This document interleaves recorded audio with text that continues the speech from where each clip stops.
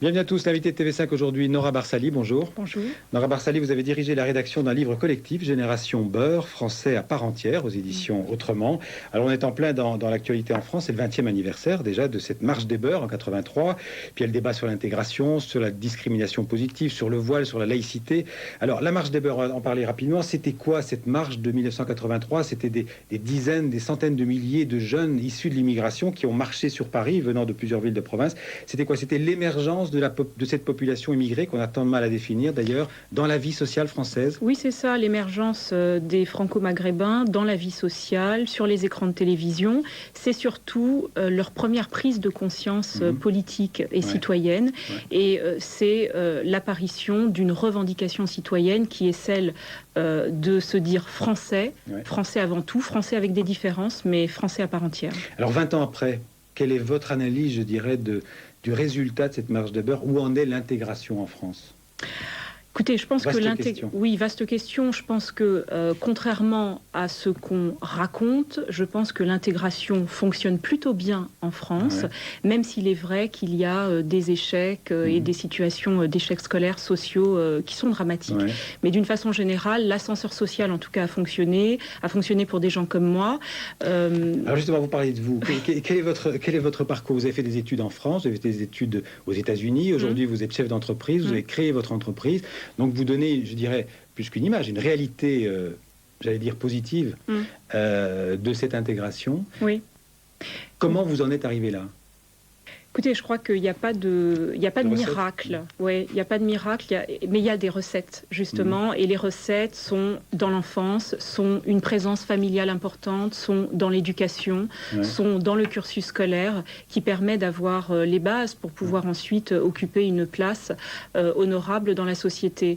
Vous avez l'impression d'être une privilégiée de cet ascenseur social, si je peux me permettre? Écoutez, je suis un pur produit de cette intégration réussie, c'est évident. Je suis aussi un produit de cette résilience, c'est-à-dire que, qui est chanté par Cyrulnik, c'est-à-dire que... Par Boris Cyrulnik, donc le psychanalyste. Oui, effectivement, je pense que quand on a peu au démarrage, et qu'on a une certaine détermination, et qu'on a aussi le courage de travailler, et qu'on aime le travail, qu'on a ce goût du travail, je pense qu'il est plus facile de s'en sortir. Oui, mais là, vous nous donnez des recettes personnelles, familiales, parce que vous avez eu des parents qui vous ont donné une certaine tolérance. Vous m'avez dit que vous êtes né dans le 9-3, dans le 93, dans la banlieue parisienne, en face de Drancy, et c'est pas innocent. Et c'est pas neutre. Alors, j'ai pas l'impression d'être une privilégiée, puisque effectivement, je suis née dans une banlieue, le 93. J'ai passé 17 ans dans une cité HLM de Drancy. En revanche, mes parents m'ont donné la plus belle des richesses, qui est l'apprentissage de la tolérance, l'accès au savoir, qui a été ensuite, l'école a été un relais de cet accès au savoir. Il est vrai que être passé devant ce camp de concentration toute mon enfance et toute mon adolescence a déclenché en moi un certain esprit de tolérance.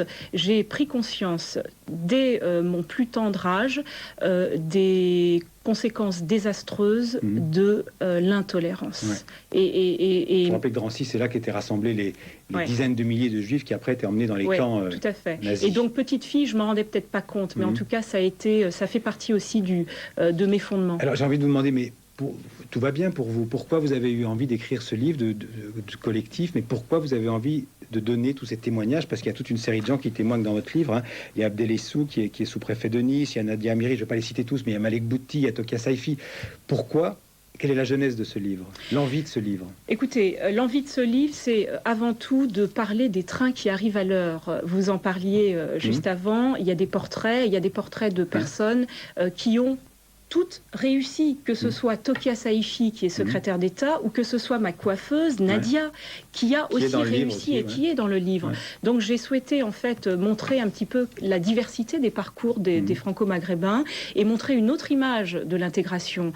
Pas celle justement qui est en échec, même si c'est une réalité, mais j'ai voulu montrer que l'intégration, ça fonctionnait, et ça fonctionnait pour un très grand nombre. Ça fonctionne, mais vous dites aussi dans le livre que ça ne fonctionne pas pour tout le monde, et vous plaidez d'ailleurs pour une citoyenneté, ce que vous appelez une citoyenneté réelle, c'est-à-dire vécue à tous les niveaux de la société française.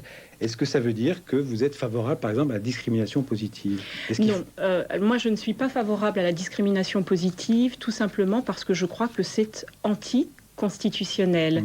Et je crois que la discrimination positive, en fait, provoquerait l'effet inverse, c'est-à-dire que renverrait à nouveau les Français d'origine maghrébine dans cette situation où ils subissent déjà un ostracisme et une discrimination. Et donc je pense que ce n'est pas la meilleure voie pour les intégrer. Même si ce n'est pas une discrimination positive à l'anglo-saxonne, à l'américaine, c'est-à-dire avec des quotas, un nombre de gens pour telle ou telle fonction, mais plutôt, je dirais, simplement encourager l'accès à la citoyenneté, aux responsabilités politiques, au niveau des régions, au niveau des municipalités. Là, et même si c'était limité dans le temps, simplement un moyen d'arriver à une autre intégration, dire que c'est possible, montrer des exemples, comme vous d'ailleurs dans le domaine de l'entreprise. Écoutez, je pense qu'il est préférable de faire un vrai travail de terrain, il est préférable d'envoyer des éducateurs sociaux dans nos quartiers, il est préférable de casser les ghettos, il est préférable d'avoir une vraie volonté politique de mener un programme pour l'intégration et pour lutter contre les discriminations. Est-ce que ça, c'est pas le long terme? Est-ce qu'en faisant une discrimination positive, même limitée dans le temps, on ne va pas gagner du temps, justement? Non, je pense que s'il y a une vraie volonté politique dans ce pays, et si chacun s'y met, que ce soit les acteurs sociaux, que ce soit l'administration, les pouvoirs publics, les associations, mais également les chefs d'entreprise, nous devons, nous, chefs d'entreprise, nous poser la question. Lorsque nous voyons un certain nombre de candidats pour un recrutement, nous devons nous poser la question aussi, mais est-ce que je ne vais pas favoriser celui pour qui c'est peut-être plus difficile, à compétence, bien entendu, à compétence et à niveau de diplôme égal. Alors permettez-moi une question aussi sur le voile. C'est dans l'actualité française. Vous êtes, j'imagine, contre le voile? Bien entendu. Voilà. Je suis contre tout ce qui renvoie à la soumission de la femme. Donc vous êtes favorable à une loi pour l'interdire, ou vous pensez que c'est pas nécessaire, que la réglementation actuelle suffit? Écoutez, visiblement, la réglementation actuelle ne suffit pas, puisque les recteurs ne savent pas quoi faire, les proviseurs ne savent pas quoi faire, et que tout le monde tergiverse sur la question depuis des mois, voire des années. Est-ce que faire une loi, c'est pas stigmatiser justement les plus radicaux, les intégristes qui pourraient se faire passer pour des victimes? Moi, je pense qu'une loi est nécessaire, une loi qui rappellerait la réglementation actuelle et qui élargirait en fait au champ de la fonction publique en plus de l'école. Donc je suis en faveur d'une loi. Une loi permettrait, contrairement à ce que certains quotidiens ont titré ce matin, permettrait de résoudre certaines difficultés. Car une loi, en fait, rassurerait les filles qui subissent des pressions dans nos quartiers et permettrait peut-être de mener des actions de justice contre ceux qui font pression sur ces jeunes filles. Enfin, je pense qu'une loi n'est peut-être pas suffisante. Je pense que parallèlement à une loi sur la laïcité, pour tout signe d'appartenance, que ce soit à un parti politique, à une religion, à une secte, je pense qu'il faudrait également revoir la loi sur la lutte contre les discriminations et peut-être renverser un petit peu le courant. C'est vrai qu'aujourd'hui, il est très difficile de se faire entendre lorsqu'on a été discriminé, parce qu'il faut prouver qu'on a été discriminé. Je pense qu'il faut assouplir cette loi et faire en sorte que les personnes qui font subir aux autres des discriminations soient plus souvent poursuivis par la justice. Oui, d'accord. Vous parlez de parti politique, rassurez-moi, vous ne roulez pour aucune tendance, vous n'êtes ni de gauche ni de droite. Vous avez l'impression qu'entre les partis politiques et les autres qui s'expriment, il y a de la place encore pour votre discours? Écoutez, le mien, c'est celui d'une citoyenne française, Votre identité aujourd'hui, c'est une identité... C'est une identité de citoyenne française, chef d'entreprise. Et effectivement, je suis souvent agacée par le fait qu'aujourd'hui, le débat sur la laïcité, sur le voile, sur les questions d'intégration, sur l'immigration, est monopolisé par des personnes qui représentent des partis politiques, par des associations qui sont poussées par certains partis politiques. Et puis, on a l'extrême, c'est Tariq Ramadan. Je pense qu'il y a la place pour des musulmans laïcs, et pas Tariq Ramadan, ou alors pour des membres de la société civile et des chefs d'entreprise comme moi.